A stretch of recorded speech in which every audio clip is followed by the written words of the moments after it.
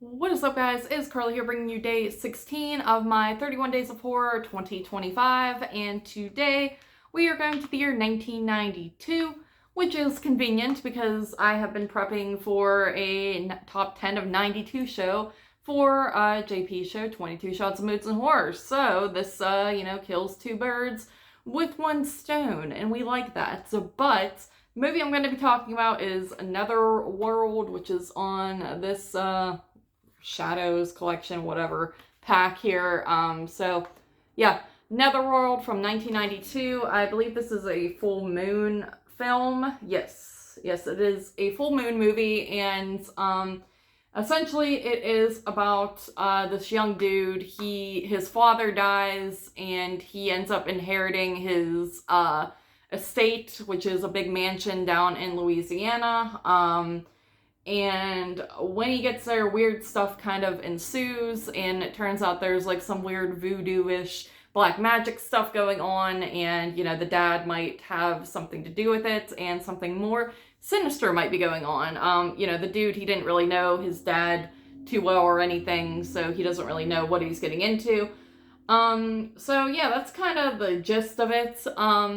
I thought this movie was okay. It had a decent score, and the acting was alright. There's actually a woman in here from who starred in The Baby from the 70s, and I noticed that right away, just the most random thing, and somehow I picked up on it right away that was her. It's just I'd never seen her before in anything else, and I just watched The Baby for the first time this year too, and just super random. But anyway, so she's in this, and there's also a love interest girl in it. I enjoyed the black magic voodoo-y stuff. That just the concept of that always kind of creeps me out and disturbs me. I do feel like the pacing is not great in the film though. There were times where it's a little tedious to get through, and it just feels like nothing's really happening. It kind of focuses more on this guy getting to know this girl a lot throughout it, and the horror feels few and far between at times. But when you do get horror and special effects and stuff, I think it looks decent. So there is that. But yeah, overall, I thought the story, it had a good concept going for it. Kind of, it takes from stuff, but it's also kind of unique in its own way.